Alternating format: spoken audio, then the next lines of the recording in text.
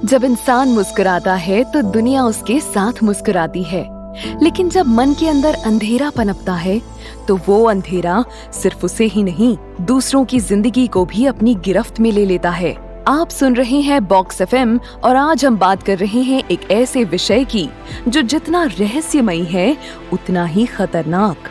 Dark psychology, यानी मानव मन की वो परतें जहाँ छिपे होते हैं मैनिपुलेशन, कंट्रोल और इमोशनल एक्सप्लॉयटेशन के अजीब लेकिन सच पहलू।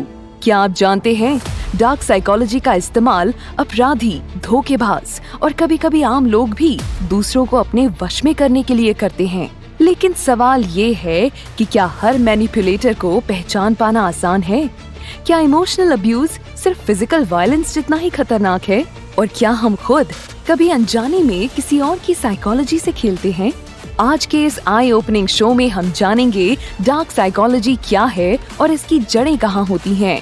कैसे पहचाने अगर कोई आपको मेंटल ट्रैप में फंसा रहा है। बॉक्स एफएम पर आज हमारे साथ मौजूद हैं अनुभवी चिकित्सा विशेषज्ञ और जनरल सर्जन डॉक्टर रामावतार शर्मा। तो आइए जोरदार तालियों से स्वागत कीजिए डॉक्टर रामावतार शर्मा जी का।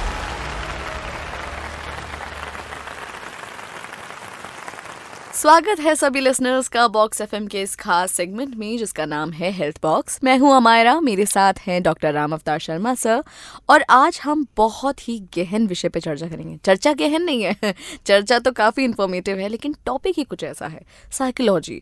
अक्सर हमें एक वो तलब रहती है सामने वाले की साइकोलॉजी समझने की, काश हम समझ पाएं कि सामने वाले के दिमाग में क्या चल रहा है। कहीं ना कहीं ये चीज़ तब्दील हो जाती है मैनिपुलेशन में। वक्त के साथ साथ, टेक्नोलॉजी के साथ साथ ये चीज़ें अब अपनी एक्सट्रीम लेवल पर चल गई हैं। सारे टर्म्स को आज समझेंगे, साइकोलॉजी से रिलेटेड टर्म्स, डार्क साइकोलॉजी से रिलेटेड टर्म्स, सिंपैथी, एम्पैथी, जितनी भी नेगेटिव चीज़ें हैं और सही से उनका विश्लेषण करेंगे। सबसे पहले बहुत बहुत स्वागत है सर आपका। नमस्ते आपको भी और सभी श्रोताओं को भी। जी सर, ये डार्क साइकोलॉजी टर्म है, इसे सबसे पहले तो आप हमें लेमैन की लैंग्वेज में समझाइए, ये है क्या? देखिए, कोई भी चीज़ है उसके दो पक्ष होते हैं। एक तो सकारात्मक होता है, पॉजिटिव, और एक नकारात्मक होता है जिसको नेगेटिव कहते हैं।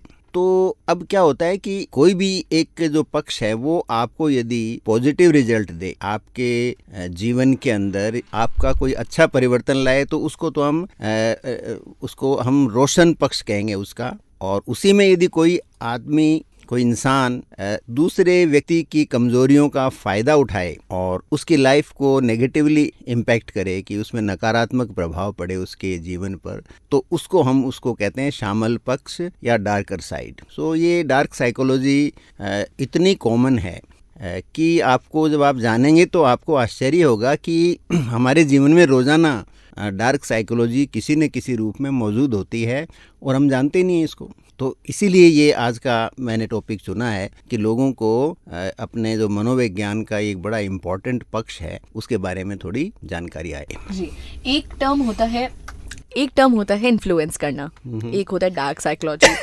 दोनों में कितना मेजर फर्क है? देखिए, इसमें मैं थोड़ा सा आपको इसका बेस बताना चाहूँगा। तो 2-3-4 शब्द हैं, उन परिभाषाओं को थोड़ा सा समझना पड़ेगा आपको इसके लिए, समझने के लिए।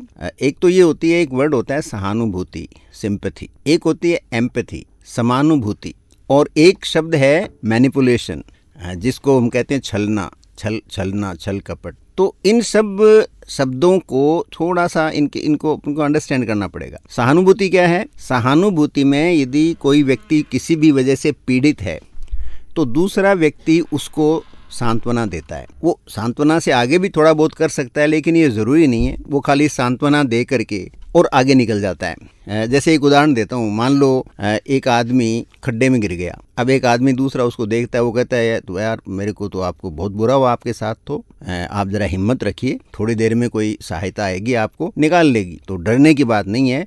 कई लोग खड्डे में गिर जाते हैं और बाद में निकाल लिए जाते हैं। और मैं भी जा रहा हूँ, कोई मेरे को मिलेगा तो मैं भेजूंगा, या पुलिस की मैं कोशिश करूंगा जाकर कि वहाँ पुलिस डिपार्टमेंट में कहूँ वो आपको आके निकालें, और वो आगे निकल जाता है। ये सिंपैथी है। और जो अंदर खड्डे में गिरा हुआ आदमी है उसको थोड़ा सुकून भी मिलेगा कि कोई न कोई मेरी सहायता करने को कोशिश करेगा और मेरी जान बच जाएगी। इसके आगे बढ़ के जो आता है स्टेप वो है एम्पैथी, वो समानुभूति। समानुभूति का मतलब कि जैसी उस खड्डे में गिरे हुए, गहरे खड्डे में गिरे हुए आदमी की जो मनस्थिति है, वो जो दूसरा आदमी बाहर खड़ा है उसकी भी उसी तरह की मनस्थिति है। वो उसको अंडरस्टैंड करता है, वो समझता है, वो इस तरह से फील करता है कि खड्डे में गिरने का क्या मतलब होता है, व्यक्ति कितना पीड़ित है, तो वो उसकी तुरंत सहायता करेगा। उसके पास यदि पानी की बोतल होगी तो पानी की बोतल नीचे फेंकेगा कि भाई तुम पानी पी ले। कुछ खाना होगा तो खाने के कोई पैकेट हो नीचे, या अपना टिफिन है वो फेंकेगा कि मेरी तो व्यवस्था हो जाएगी, मैं बाहर हूँ, तू खाना खा, तू पानी पी, और मैं तेरे को निकालने की व्यवस्था करता हूँ। फिर वो कहीं जाएगा, लोगों को साथ लाएगा और उस व्यक्ति को उस खड्डे से बाहर निकालेगा, क्योंकि उसकी और खड्डे के अंदर गिरे व्यक्ति की अनुभूति एक ही है। उसने उसकी पीड़ा को अपने अंदर महसूस किया। यही लाइफ के डिफरेंट और सिचुएशंस के अंदर है। किसी के प्रियजन की मृत्यु हो जाए तो एक तो सहानुभूति होती है, जैसे लोग आते हैं 15-20 मिनट बैठते हैं, जो बैठक लगती है अपने घरों के अंदर जैसे, तो वो 15-20 मिनट उससे बात करते हैं, उसका मन हल्का करते हैं, चले जाते हैं। इससे ज़्यादा वो उसकी ज़िंदगी में कोई कंट्रीब्यूट नहीं करते। ये सहानुभूति वाले लोग हैं और इनका होना बहुत ज़रूरी है। सहानुभूति एक अच्छा मानवीय चरित्र है। समानुभूति वाला आदमी जाएगा भी, साथ में वो कुछ खाने की चीज़ें भी लेके जाएगा कि परिवार भूखा होगा, फैमिली में ट्रेजेडी हुई है, और उनकी और भी जितनी भी सहायता बनेगी, व्यवस्था बनेगी, उसमें वो कंट्रीब्यूट भी करेगा। तो ये तो है पॉजिटिव एस्पेक्ट। अब इसमें जो एम्पैथी कहते हैं या जिसको मैनिपुलेशन कहते हैं, जिसको छल कपट कहते हैं हम लोग, तो छल शब्द अलग है, कपट अलग है। जो छलना है ये बुरी चीज़ नहीं है, बुरी चीज़ है भी। इसके दो तरह से इसको उपयोग हो सकते हैं, जिसको मैनिपुलेशन भी कह सकते हैं, क्योंकि मिलते जुलते शब्द हैं। आप छल में क्या करते हो, एक व्यक्ति को छलावा देते हो, एक भ्रम पैदा करते हो उसके अंदर। उस भ्रम से आप दो काम कर सकते हो। एक तो उस व्यक्ति का नुकसान पहुंचा सकते हो, उसको अपने हिसाब से उस व्यक्ति को नियंत्रित कर सकते हो, और दूसरा क्या है, वो व्यक्ति कहीं फंसा हुआ है और सीधे तरीके से वो कोई बात नहीं मान रहा है, तो उसको उस बात को मनवाने के लिए आप कुछ न कुछ ऐसा जाल रचते हो, ऐसा एक खेल रचते हो कि वो व्यक्ति आपसे प्रभावित हो जाए और आपकी बात मान ले। तो ये उसका सकारात्मक, उसका पॉजिटिव एस्पेक्ट है। पहले वाला, उससे आप एडवांटेज उठाते हो, वो नेगेटिव एस्पेक्ट है। मैं इसको एक उदाहरण से बताता हूँ। मान लो किसी यंग कोई लड़का है या लड़की है, उसकी सगाई हुई और शादी की बड़ी उम्मीद थी, किसी न किसी वजह से वो रिश्ता टूट गया, तो वो व्यक्ति बिल्कुल निराशा में चला जाता है, बहुत उसकी उम्मीदें टूटने से, और वो डीप डिप्रेशन में है, अवसाद की स्थिति में चला जाता है, बातचीत नहीं करता, गुस्सा करता है। अब उसको यदि आप कोई सीधा कहोगे कि भी आप चलो फलां व्यक्ति समझदार है, उससे बात करें, वो काउंसलिंग लो या उससे संवाद करो कि तुम इस तकलीफ़ से बाहर निकलो, इसके क्या समाधान हो सकते हैं, इससे बाहर कैसे निकला जा सकता है, जीवन को वापस सार्थक कैसा बनाया जा सकता है, वो व्यक्ति नहीं मानेगा। ऐसे में उसको आप झूठी सच्ची कुछ कहानी सुनाओगे कि फ़लाँ फ़लाँ मेरा दोस्त था, उसके साथ ये हुआ, फिर उसकी ये हालत हो गई थी, और फिर उसको तरह तरह से मैनिपुलेट करते हुए वो बताओगे कि वो फ़लाँ आदमी के पास गया, वहाँ उसने इस तरह की बातचीत करी, और उसके बाद में वो आदमी ने उसकी बात माननी शुरू करी। वो व्यक्ति कोई काउंसलर भी हो सकता है, वो व्यक्ति कोई गुरु भी हो सकता है, वो समाज का कोई और प्रतिष्ठित व्यक्ति हो सकता है, कोई भी हो सकता है। वो उसके पास गया वो, और वहाँ बातचीत से उसकी समस्या का समाधान निकला। आपने कहानी गढ़ी है, तो एक तरह से ये डिसेप्शन है, मैनिपुलेट कर रहे हो उस आदमी को कि वो अपने जीवन को सफलता की तरफ, इस अवसाद से बाहर निकले उसके लिए। और देखा गया कई बार व्यक्ति मान लेता है उस बात को, और जब मान लेगा तो उस समस्या से वो बाहर भी निकल जा सकता है। तो ये एक पॉजिटिव एस्पेक्ट है। लेकिन आज हमारा जो मुख्य उद्देश्य है ना, वो ये है कि मनोविज्ञान की इन स्थितियों का काला पक्ष कौन सा है, और क्या हम उस काले पक्ष के कर्ता तो नहीं हैं।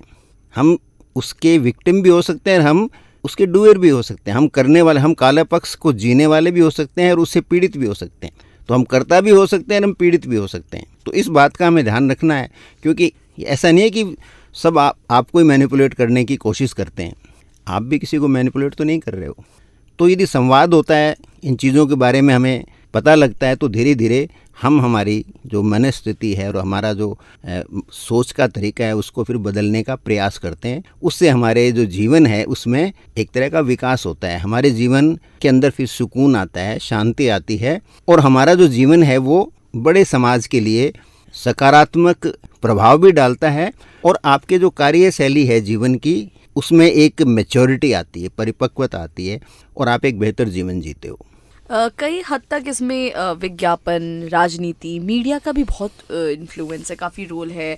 इस डार्क साइकोलॉजी का इस्तेमाल वो बहुत करती है। कैसे कैसे इसका प्रभाव पड़ता है लोगों पे? देखिए, डार्क साइकोलॉजी में सबसे इम्पोर्टेंट जो सबसे पहला कदम जो देखा जाता है वो होता है कि आप जो है सबसे पहले विक्टिम को तलाशते हो कि वीक कौन है, जिस पे कौन हमला वीक किया जा है। सके। और वीक का मतलब ये नहीं कि दुखी हो, कई लोग बड़े इगोइस्टिक होते हैं। जैसे कार कंपनियां कार बेचती हैं तो एक माचो मैन दिखाते हैं, साथ के अंदर वो तगड़ा सा आदमी दिखाते हैं और वो बड़ा फिल्मी हीरो हो सकता है या कोई बड़ा खिलाड़ी हो सकता है और वो उस कार को या को प्रमोट कर रहा है कि साहब ये देखो असली मर्दों की पहचान ये कार है। तो जो व्यक्ति बड़बोला होता है वो अपने जो रिसोर्सेज हैं उनके बाहर जाकर भी, अपनी क्षमता के बाहर जाकर भी वो उधार का लोन लेगा, घर की ज़मीन बेचेगा और उस बड़ी सी कार को खरीद लेता है। तो ये एक साइकोलॉजिकल है, वो मैनिपुलेशन है आपका। ये तो एक एस्पेक्ट है। दूसरा एस्पेक्ट, कोई वल्नरेबल है। जब मान लो किसी आपको पता चल गया कि इस व्यक्ति की, खास करके इसमें महिलाएं और युवतियां ज़्यादा ट्रैप होती हैं कि साहब ये इसके अंदर ये कॉम्प्लेक्स है या इसकी ज़िंदगी में ये इस चीज़ की कमी है और उस सामने वाले को पता चल जाता है तो वो उस कमी का फ़ायदा उठाता है। ये एक बड़ा कॉमन है।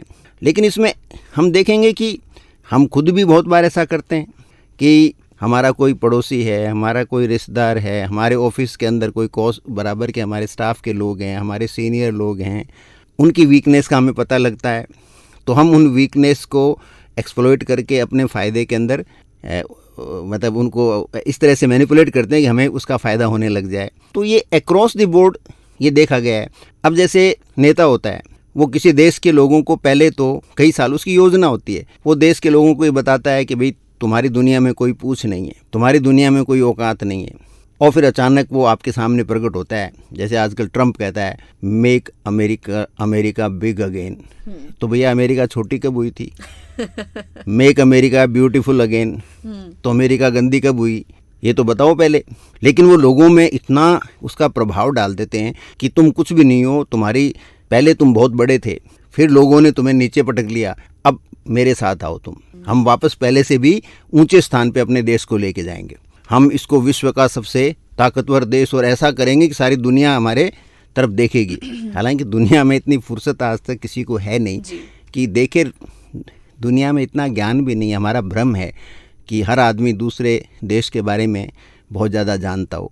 मुश्किल से कोई 1000 में से 1 या 2 आदमी ऐसा होता है जो, और वो कोई ऐसा नहीं कि वो कोई अद्वितीय व्यक्ति है, अद्वितीय व्यक्ति नहीं है वो क्यूरियस होते हैं। कई लोग स्वभाव से ही उनको जानने की एक लालसा रहती है।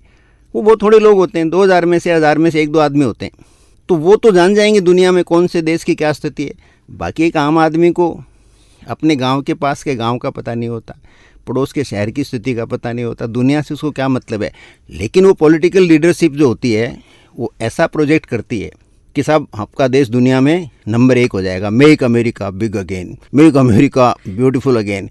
अब वो सारे लोगों का एक बड़ा समूह है, उससे मोहित हो जाता है। ये दुनिया के सब लोग करते हैं, सारे पॉलिटिशियंस हैं ना, वो गांव के अंदर सरपंच लड़ेंगे तो कह देंगे हमारे को गांव को आदर्श गांव बनाना है, भारत का नंबर 1 गांव बनाना है। यही काम एमएलए करते हैं, एमपी करते हैं और मंत्री करते हैं। सर ऐसा क्यों होता है कि अक्सर लोग तथ्यों को भूल जाते हैं? सामने आपके पास प्रैक्टिकल एग्जांपल्स है, उनको भूल के इन साइकोलॉजी पे क्यों इफेक्ट हो जाते हैं, इन्फ्लुएंस क्यों होते हैं? उसका कारण है भाई, बेसिकली हम लोग हैं, हमारा शरीर तो हार्मोन्स पे चलता है जी। हार्मोन्स का सर्ज क्रिएट करना पड़ता है। तो जो इंसान जिस भी फील्ड में है, फिल्म स्टार के बारे में इमेज होती है, तो एक साइकोलॉजिकल एनालिसिस हुई, जैसे 100 महिलाओं को यूरोप में हुआ, 2 तो उसमें टॉप फिल्म, यानी एक तो टॉप फिल्म स्टार था वहाँ का, मुझे कंट्री का नाम डिटेल पता नहीं है, एक वहाँ का टॉप फुटबॉल प्लेयर था और एक वहाँ का साधारण व्यक्ति था। उनको वो करीब 3 महीने तक उनके सारे इनपुट्स उन महिलाओं को देते रहे कि भी आप ऐसा मानो वर्चुअली कि वो आपके साथ रह रहे हैं, उनकी बातचीत वगैरह जैसे बिग बॉस वगैरह में होता है ना, शो के अंदर के लोग साथ रह रहे हैं। और 3 महीने बाद में उनको वोट करना था कि वो किस व्यक्ति से शादी करेंगी। तो सामान्य तौर पे तो हम देखेंगे तो लगेगा कि वो फिल्म स्टार से शादी करेंगी या फुटबॉल का बड़ा प्लेयर उससे करेंगी, लेकिन पाया क्या गया कि सब ने ऑलमोस्ट 1/3 वोट मिले सबको। 33 पॉइंट एक को मिले, 33 दूसरे को, किसी को 35 मिल गए। तो इसी रेंज में वोटिंग मिले। तो इट मीन्स आपको यदि सोचने का मौका मिलता है आपको, तो आप लॉजिकली सोचते हो, ब्लाइंड फॉलोवर नहीं हो। लेकिन वही फिल्म स्टार आपके पास आकर के कहता है कि ये जर्दा खाओ आप, और आप खाने लग जाते हो। ऐड में आप देखते हो कई बिजनेसमैन ऐड देते हैं कि साहब हमने पैसा कमाया और हमने 90,000 करोड़ देश की सेवा में लगा दिए, और लोग इस बात को मानते हैं। तथ्य देखते नहीं भी 90,000 करोड़ रुपए बहुत बड़ी अमाउंट होती है। इतना बड़ा आप कोई काम करोगे तो क्या हमें पता नहीं चलेगा कि आपने किया? वो काम कभी नहीं बताएंगे हमने क्या किया। ज्यादातर में क्या मिलेगा, हमने साहब एक अस्पताल बना दिया बड़ा। अब अस्पताल में आप जाइए तो जब चार्जेस दोगे तो आपको पता चल जाएगा इसमें कोई चैरिटी नहीं है, वो तो उल्टा व्यापार का और बड़ा साधन है। या वो कहेंगे हमने भारत को या किसी भी देश को नाम ले लो विकसित करने के लिए एक स्कूल बना दी साहब बहुत बड़ी कंपनी के प्रॉफिट से। पता चलेगा कि वो स्कूल तो बहुत धनी लोगों के लिए बनी है। तो कहने का मतलब है कि जो भी बात हमारे सामने आती है हम तथ्यों की तरफ जाते नहीं, क्योंकि तथ्य हमें बताए नहीं जाते। और ये जो मैनिपुलेट करने वाले लोग होते हैं वो इतने प्रभावशाली हो जाते हैं कि आप ये तथ्यों की जानकारी का प्रयास करोगे तो एक सामान्य व्यक्ति जिसको कोई लेना देना नहीं है वो आपका विरोधी हो जाएगा कि आप क्यों पूछ रहे हो, ये तो बड़े बड़े व्यक्ति हैं, ये हमारे देश की मतलब इज्जत है, आप इनके बारे में सवाल क्यों पूछ रहे हो। तो इट मीन्स हम साइकोलॉजी में अपने आप को भी ठग रहे हैं, क्यों हम वल्नरेबल हैं, हम उनके जैसे बनना चाहते हैं। हमारी साइकोलॉजी क्या करती है कि मैं भी एक दिन अरबपति बनूंगा, मैं भी इस तरह टेलीविजन में आऊंगा, मैं भी इस तरह से अपना प्रचार करूंगा। ये आदमी रोड़ा क्यों डाल रहा है, इसके रोड़ा डालेगा आज तो कल मेरे भी रोड़ा डालेगा, तो वो आपका विरोध करने लग जाता है और वो कभी वहां नहीं पहुंचेगा। और एक्चुअल में वो ठगा जाता है, वो एक्स्ट्रा कॉस्ट पे करता है, वो अपना टाइम वेस्ट करता है, प्रोडक्टिव टाइम को, लेकिन वो उसका विरोध नहीं करने देगा, गलत बात का तथ्य की तरफ आपको जाने नहीं देगा। इसलिए हम लोग तथ्यों की बजाय भावनाओं में बह के काम करते हैं, क्योंकि हमें जिंदगी में कोई न कोई आदर्श व्यक्ति दूसरा है ये मानते हैं हम लोग, जबकि होता क्या है आदर्श हम ही होने चाहिए। ऐसे ही जैसे मैंने बताया था कि मैनिपुलेशन में यूजुअली युवा लोगों में, युवतियों में, युवा महिलाओं में, युवा लड़कों में मैक्सिमम जो इमोशनल एक्सप्लॉयटेशन इसी एज के अंदर होता है, शारीरिक एक्सप्लॉयटेशन इसी एज के अंदर होता है। वो क्यों होता है? वो क्या होता है कि वो खुशी दूसरे में तलाशते हैं, वो प्रेम दूसरे में तलाशते हैं।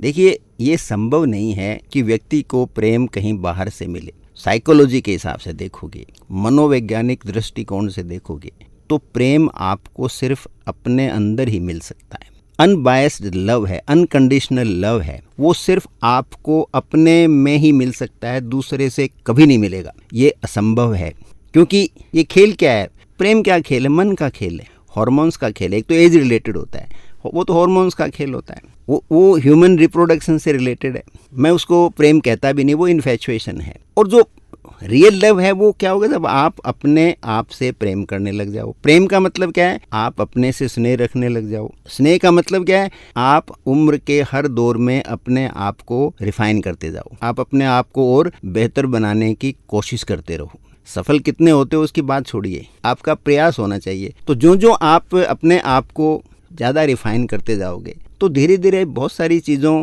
को आप अपने आप समझने लग जाओगे और आप में एक सुकून आएगा। और आप में सुकून है तो निश्चित है आपके आसपास बैठने वाले लोगों में भी सुकून ही फैलेगा, शांति फैलेगी। तो ये बेसिक चीज़ है। तो इसलिए तथ्य मैं बार बार कहता हूँ, मेरी हर टॉक में करीब मैं कहता हूँ, आप जिंदगी में कोई भी बात सुनो तो उससे रिलेटेड, उससे संबंधित जो भी तथ्य उपलब्ध हैं आप जान सकते हो। यदि आपको उसमें इच्छा है तो जानो उनकी, उसके बाद में आप निर्णय लो। लेकिन होता क्या है कि हम खुद को भी मैनिपुलेट करते हैं। हम खुद को मैनिपुलेट करते हैं, क्यों करते हैं? क्योंकि हम सपने देखते हैं। हम सपने क्यों देखते हैं? कि एक दिन हम भी इसी जगह होंगे। वो आप एक इल्यूजन के पीछे, एक जो मृग मरीचिका है उसके पीछे आप भागने का प्रयास करते हो जी। तो इसमें सबसे इम्पोर्टेंट चीज़ जो यहाँ निकल के आई पहले हमारी बात में, कि मैनिपुलेट करने वाला सदा एक विक्टिम को ढूंढता है, शिकार को ढूंढता है। शिकारी जहाँ भी उसको एक्सट्रीम इमोशन मिलेंगे, और वो चाहे पॉजिटिव हो, कोई आदमी बहुत खुश रहना चाहता है या कोई आदमी बहुत दुखी है, या किसी के जीवन में बहुत कमी है, या किसी के पास बहुत प्रचुर है कोई चीज़, सबका दूसरा व्यक्ति फ़ायदा उठाने का प्रयास करता है। जी, आप डार्क साइकोलॉजी के चरणों के बारे में बात कर रहे थे। अगले चरण पे क्या कुछ आप बताना चाहेंगे, कैसे एक और काम करता है, इसके क्या कारण हैं? देखिए, उसमें क्या होता है कि कोई आदमी इनसिक्योर फील करता है अपने आप को। ये बड़ा होता है, हम बहुत इनसिक्योर फील करते हैं। जैसे घर में कोई बीमार हो गया, फादर बीमार हो गए, खुद बीमार हो गए, कोई बच्चा बीमार हो गया, बीवी बीमार हो गई, कोई भी बीमार हो गया घर में, तो आप सडनली इनसिक्योर फील करते हो। अब आपने सोशल मीडिया पे देखा होगा, कितने लोग आके खड़े हो गए, मैं चुटकियों में कैंसर का इलाज कर दूंगा, ये करने से ये होगा, तुम नारियल का पानी 20-20 नारियल पी लाओ, तुम्हारा कैंसर ठीक हो जाएगा, तुम गौमूत्र पी लो, तुम फला हॉस्पिटल वाले कहते हैं रेडियोथेरेपी लगा लो, कोई कहता है कीमोथेरेपी लगा लो। आपको 50 तरह की बातें बताई जाती हैं, इससे आप सिक्योर हो जाओगे। कुछ आपको रोकथाम के बारे में बताते हैं, ये कर लो तुम ठीक हो जाओगे। यहाँ आप फिर तथ्यों की तरफ नहीं जाते हो। तो यदि आप इनसिक्योर फील करते हो और ऐसे में कोई व्यक्ति ऐसा आता है जो आपको बड़ी सिक्योरिटी की बातें करता है, आपको सुरक्षा की गारंटी देने लग जाता है, तो आप उसके कहे हिसाब से आप काम करने लग जाते हो, क्योंकि वो आदमी और वो आपकी फीलिंग को समझता है। उसमें एम्पैथी है, वो उसके अंदर नेगेटिव एम्पैथी है, मतलब वो आपकी जो भय है उसको अच्छी तरह से जानता है। उसने भी हो सकता है जिंदगी में कभी फील किया हो किसी को लेके, तो आपको लगता है कि ये मेरे दर्द को अच्छी तरह से समझता है, ये मेरे भय को अच्छी तरह से समझता है, तो ये मुझे इसका समाधान भी निकालेगा। वहाँ पर वो आपको एक्सप्लॉइट करता है। तो एक इनसिक्योरिटी होती है, और इमोशंस एंड इनसिक्योरिटी ये दो तो इम्पॉर्टेंट हैं। तीसरे क्या होते हैं, किसी को घर में वैल्यू नहीं मिली, वाइफ है, हस्बैंड ध्यान नहीं देता, हस्बैंड गुस्सेल है, बैठ के बातें नहीं करता। अब किसी दूसरे को पता चल गया कि इनके घर के अंदर ये गड़बड़ है, तो वो आके मीठी मीठी बातें करता है। वो यदा कदा को छोटा मोटा उपहार भी ला के दे देता है। वो किसी का जन्मदिन याद रखता है, जन्मदिन की बधाई चाहे व्हाट्सएप पे भेज दे, या हल्के से आवाज़ दे दे, या कोई गाना सुना दे। तो जिस आदमी को ये सब नहीं मिला, वैक्यूम होता है, तो वो सोचता है कि यही मेरे लिए, मेरी ज़िंदगी में जो चमक है वो इसी व्यक्ति की वजह से अट्रैक्ट हो जाता है। तो इस तरह से उसका वो एडवांटेज वो लोग उठाते हैं, और तो वैल्यू दे के सेल्फ एस्टीम बढ़ा के ये करते हैं। तीसरा क्या होता है कि लोगों में आवश्यकता पैदा करो। जो डार्क एम्पैथी है कि जैसे कार बनाने वाली कंपनियां हैं, वो आपने देखा कितनी कार में चमकदार कारें होती हैं, और उनके ऐड देखो, उनका लोगो देखो, अलग अलग लोगो ब्रांड्स ये यूज करते हैं, मार्केटिंग स्ट्रैटेजी, मार्केटिंग कोई भी ब्रांड हो जाए जी। भाई, डार्क साइकोलॉजी का मैक्सिमम यूज कौन करते हैं? एक तो सेल्समैन होते हैं, वो कंपनियां हो सकती हैं, व्यक्ति हो सकता है, मकान बेचने वाला हो सकता है, ज़मीन बेचने वाला हो सकता है, कि साहब यहाँ ये हो जाएगा, यहाँ ये खड़ा हो जाएगा। आप बिल्डर के यहाँ जाते हो तो साहब आपका ऐसा रिसेप्शन होगा, आपका ये इसका कोर्ट होगा। यानी अगर आपको ज़रूरत नहीं भी है तो वो पैदा करते हैं ज़रूरत आपके अंदर। आपकी ये कॉलोनी है, गेटेड कॉलोनी है, इसमें कोई दूसरा नहीं आ सकता, और आपकी ये सिक्योरिटी रहेगी। वो नहीं बताएगा कि सिक्योरिटी की कीमत क्या चुकानी पड़ेगी आपको, वो नहीं बताएगा। वो ये कभी नहीं बताएगा कि साहब कल को इसमें से कहीं लीकेज हो गई इस बिल्डिंग में तो मैं गारंटी कौन दे, वो गारंटी नहीं देता है जी। तो और यही पॉलिटिशियंस हैं, यही जो बड़े बड़े जैसे कॉरपोरेट के सेक्टर, चाहे डॉक्टर हो चाहे इंजीनियर हो, वो भी एक ऑरा बना के रखते हैं अपने चारों तरफ।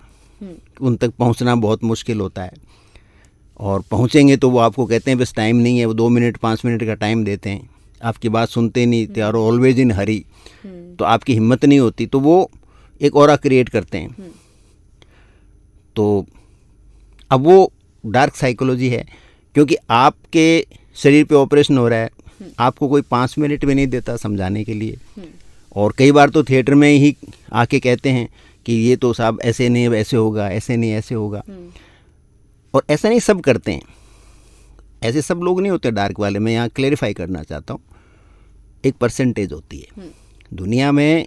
आज भी मेरा फर्म बिलीफ है कि मेजॉरिटी अच्छे लोगों की है, उसी वजह से हम सब जी रहे हैं, दुनिया में सब गड़बड़ ज़्यादा मेजोरिटी गड़बड़ लोगों की होती तो हमें तो घर से निकाल के मार दिया गया होता या घर से भगा दिया होता। तो मेजोरिटी अच्छी है, लेकिन जो डार्क एम्पैथ होते हैं वो इस तरह के लोग होते हैं, वो मैनिपुलेट करते हैं। वो across the spectrum of society मिलेंगे आपको, सब जगह मिलेंगे। टीचर भी मिलेंगे, गृहिणियाँ भी मिलेंगी, आपकी डोमेस्टिक हेल्प है वो भी मिलेगी, आपके ऑफिस के अंदर आपके स्टाफ में लोग मिलेंगे। आपका लाइफ और हो सकता है कि आप खुद भी डार्क एम्पैथ हो किसी के लिए।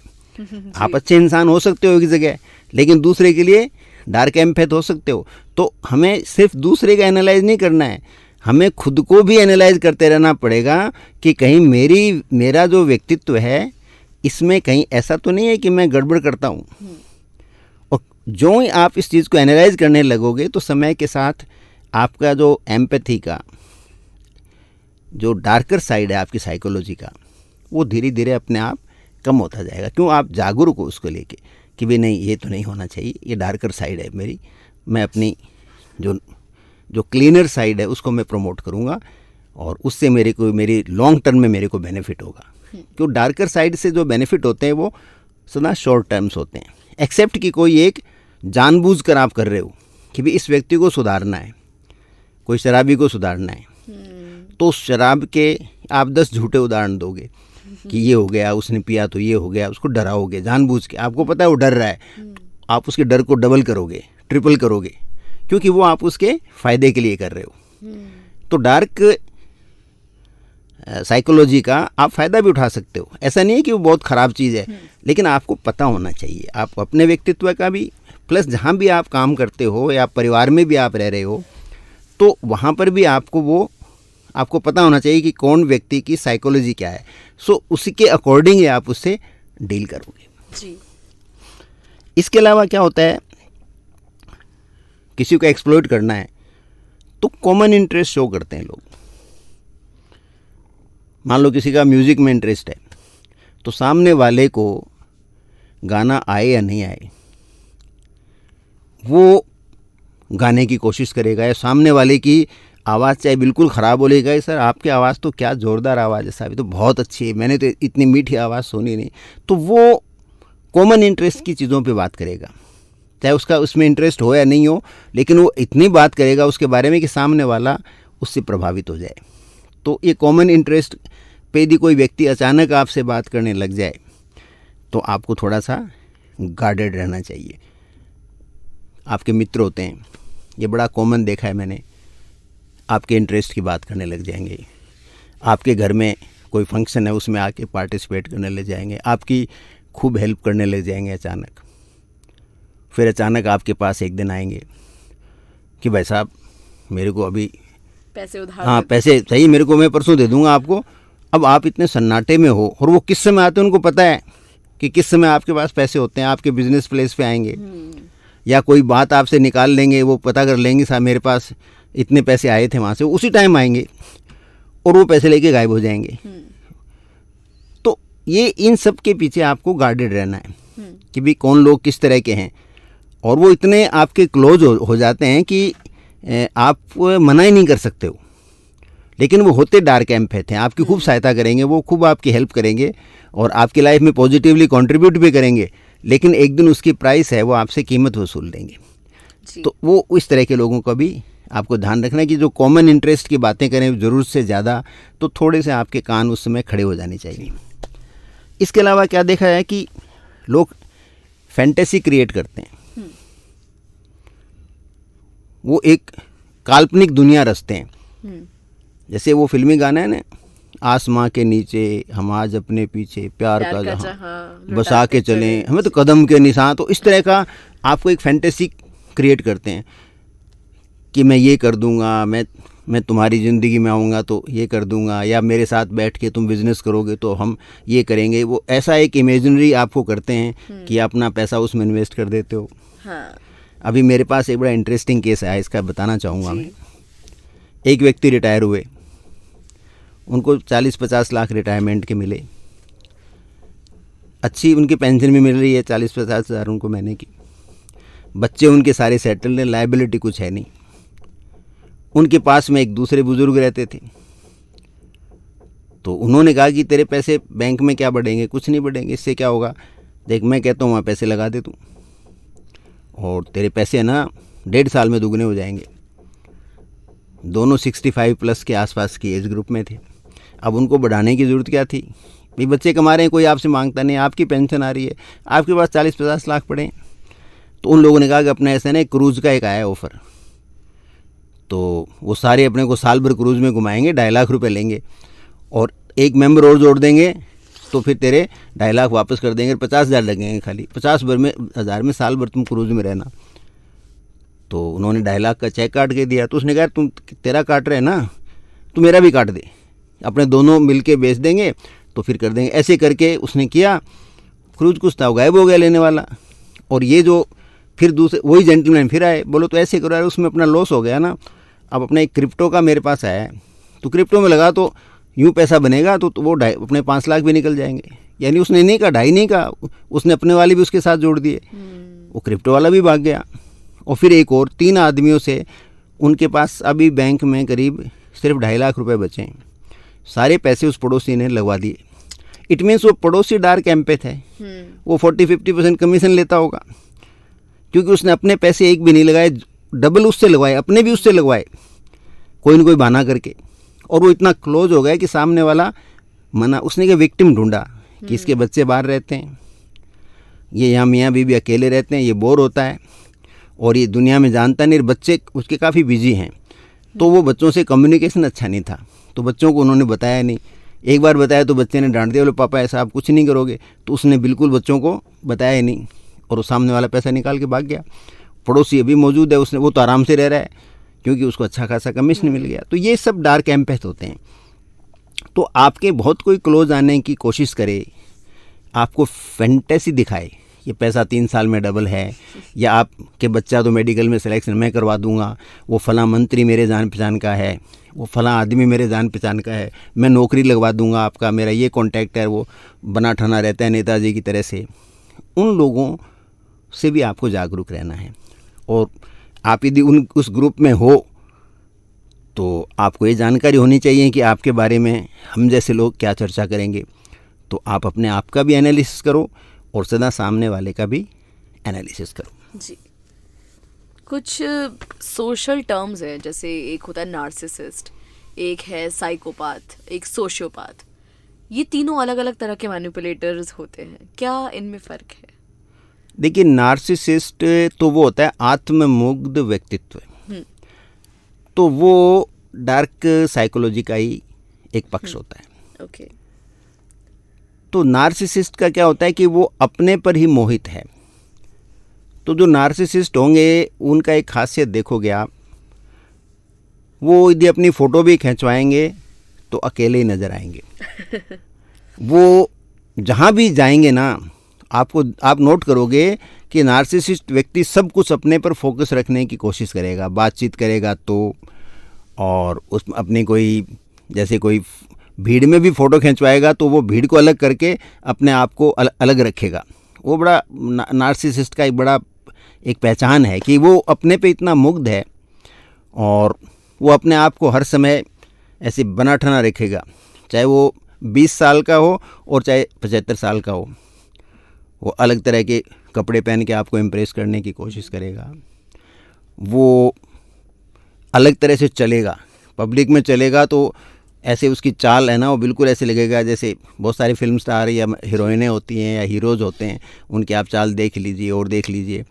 कोई साइंटिस्ट को आप ऐसे कभी नहीं देखोगे यूनिक, क्योंकि वो यूजुअली साइंटिस्ट होते हैं, वो इतने मुश्किल से वो एक्सपेरिमेंट में से बाहर निकलते हैं, फेलियर का डर बहुत है, आपसी क्रिटिसिज्म बहुत है साइंस के अंदर, क्योंकि एक की थ्योरी को दूसरा काटता रहता है।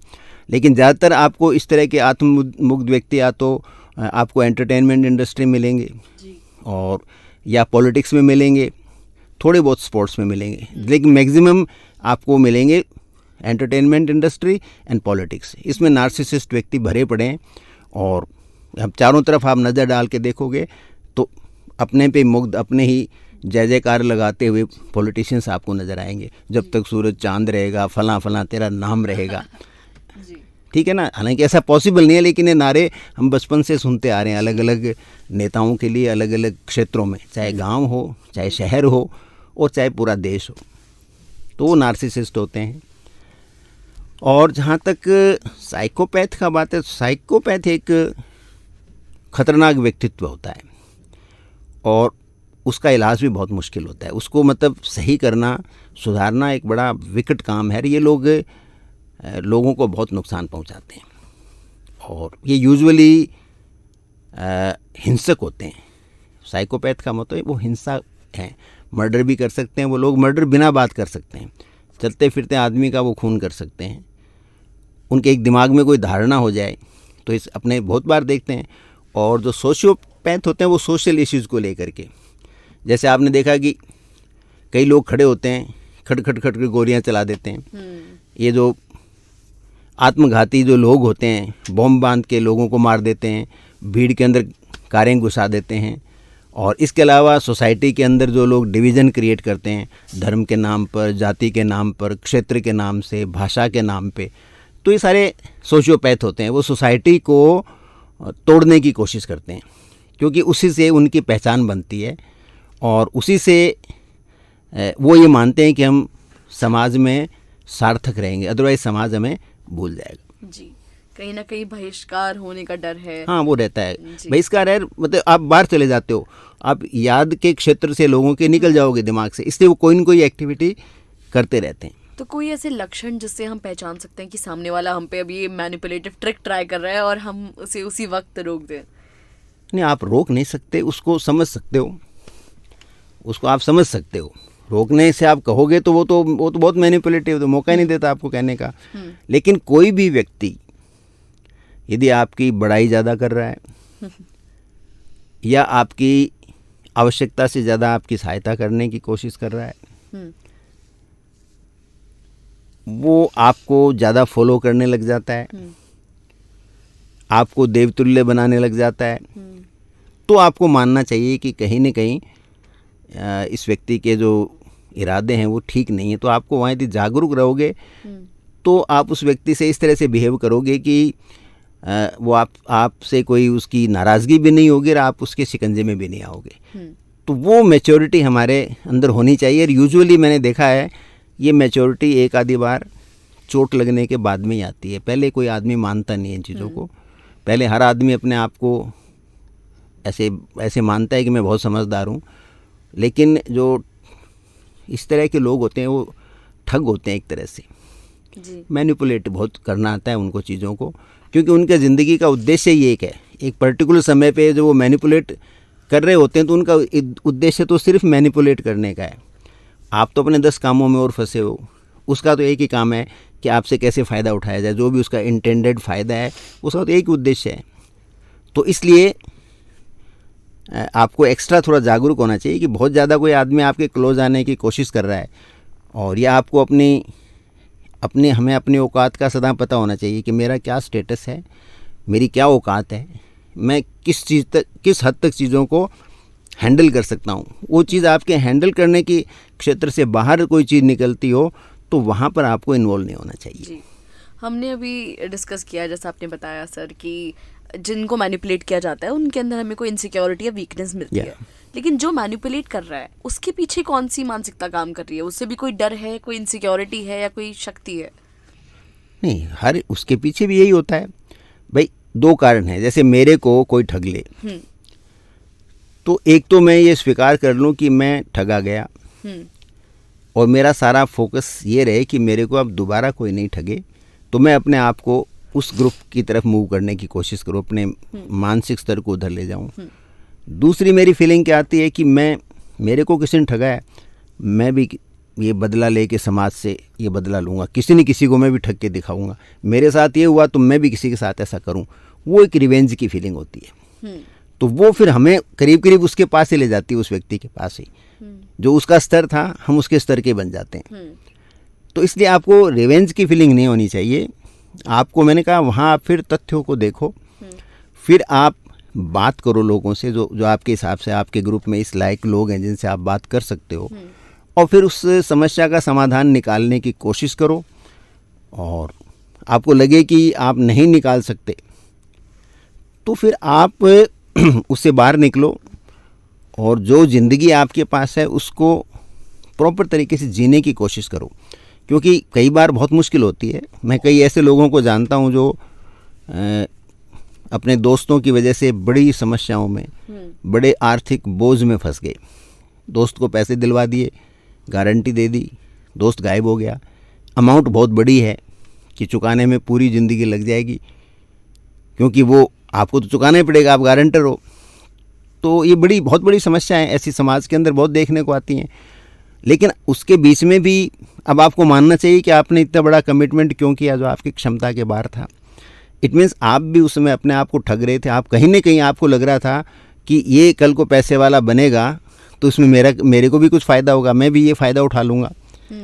आप कहीं ना कहीं आप भी उस समय डार्क साइकोलॉजी के शिकार हो रहे थे, खुद की डार्क साइकोलॉजी की। अदरवाइज आप अपनी क्षमता के बियॉन्ड आपने कमिट क्यों किया, और क्षमता के हिसाब से कर लिया तो ठीक है। आप ये मानो कि भी ये आदमी सामने वाला है वो मेरे से ज़्यादा स्मार्ट था, और मैं लेकिन इस लॉस को झेल सकता हूँ।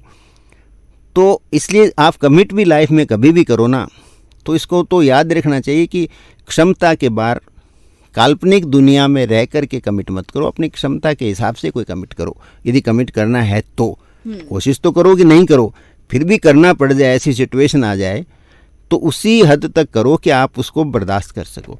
अदरवाइज तो आपकी सारी लाइफ है ना, वो सारा उस झंझट में ही निकल जाएगी। हाँ, बाहर निकल नहीं सकते फिर उससे। आजकल सोसाइटी में गैस लाइटिंग शब्द बहुत कॉमन हो गया है। क्या गैस लाइटिंग भी उन्हीं मानसिक तकनीकों में से एक है जो इसमें है? देखिए, आजकल दो चीज़ें मेरे को, जो मैं पढ़ता हूँ, जैसे साहित्य पढ़ता हूँ, जैसे मॉडर्न जो साइकोलॉजी का, उसमें दो चीज़ें बड़ी आ गई, गैस लाइटिंग और एक है लव बॉम्बिंग, प्यार का प्रहार, और एक है गैस लाइटिंग। गैस लाइटिंग एक साइकोलॉजी का बहुत बड़ा सब्जेक्ट है, इस पे ड्रामे वगैरह भी बने हैं।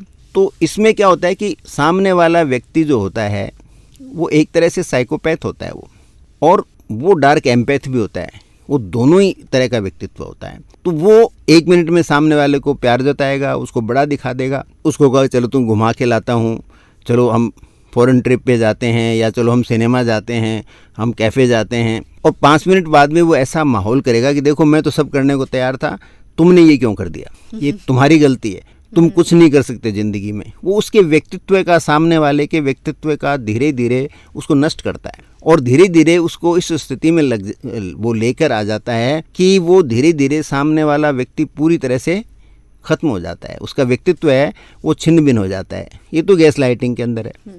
और जो लव बॉम्बिंग है वो क्या है कि साहब बार बार उपहार भेजना, बार बार मैसेज भेजना, फिल्मी गीत गाना, और मतलब प्यार के इतने संदेश भेजना कि सामने वाले का कोई बिल्कुल इच्छा नहीं है तो भी धीरे धीरे उसको लगता है इस आदमी की नज़र में मेरी कितनी बड़ी वैल्यू है। आइडल पुरुष या हाँ, आइडल बनने की कोशिश करता है वो, और वो उस ट्रैप में फंस जाता है। और जो आजकल जो इतने वायलेंस हम देख रहे हैं सोसाइटी के अंदर की, अभी शादी करी और अभी डाइवर्स हो गया, मर्डर हो गया और हो गया, ये सब क्या एक तरह से लव बॉम्बिंग के हैं।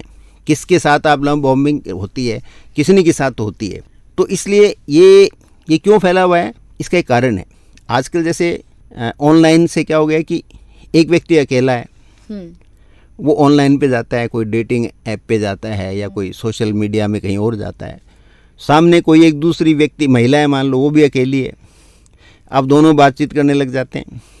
धीरे धीरे एक दूसरे को लोग डिसीव करते हैं, एक दूसरे को जानने की भी कोशिश करते हैं, जो भी उनसे होता है सब काम करते हैं, वो थोड़ा डिसीव करते हैं। कोई उम्र को छुपाता है, कोई धन को छुपाता है, कोई सोशल स्टेटस को, कोई अपनी पास्ट हिस्ट्री को छुपाता है, और कुछ चीज़ें अच्छी भी होती हैं उसमें, एक दो अच्छी चीज़ें बताते हैं, लेकिन धीरे धीरे वो एक दूसरे पे डिपेंडेंट हो जाते हैं।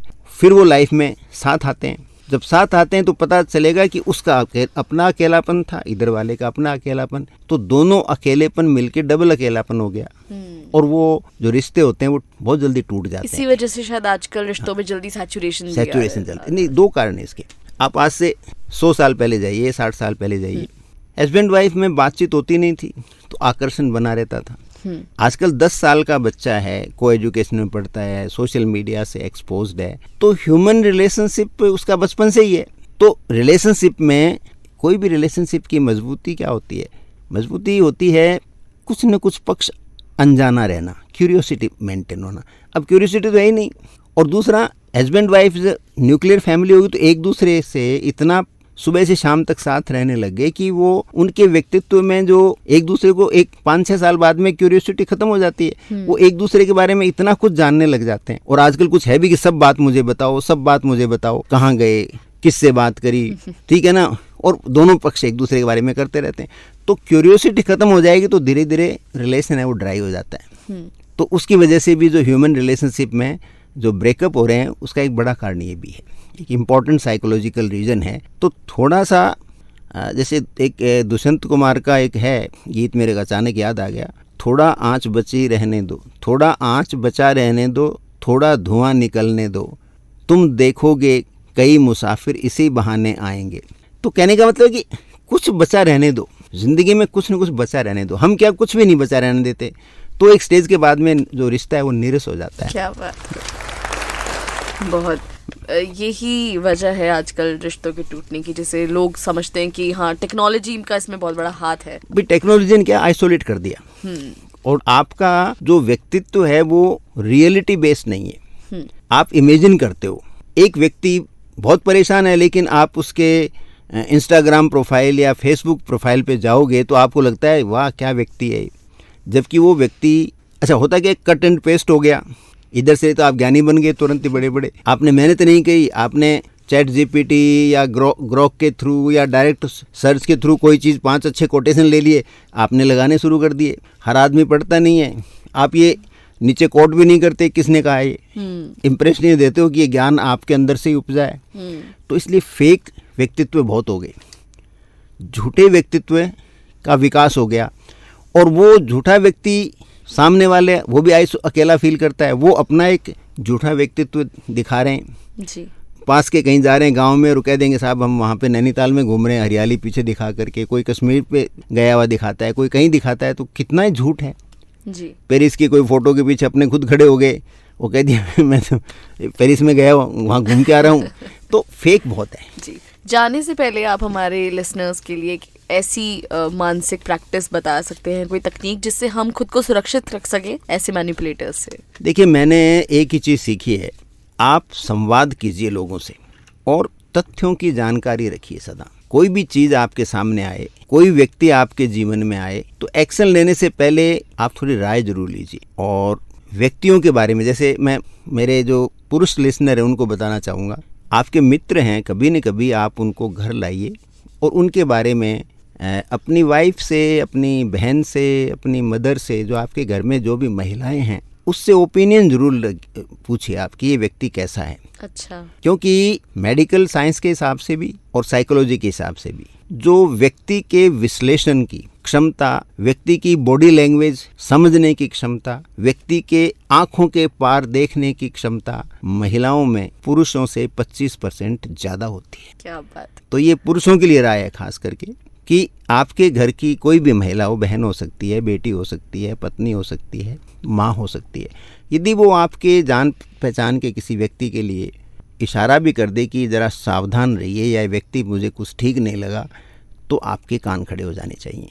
और आप अपने अनुभव से देखोगे कि वो व्यक्ति कहीं न कहीं आपके साथ गड़बड़ करके ही निकलेगा। तभी कहते हैं कि औरतों के पास सिक्स सेंस होती है, जिससे वो सिक्स सेंस नहीं होता है, उनके क्या है राइट एंड लेफ्ट ब्रेन के बीच में जो कनेक्शंस हैं जी, वो महिलाओं में 20% ज़्यादा हैं पुरुषों के बजाय।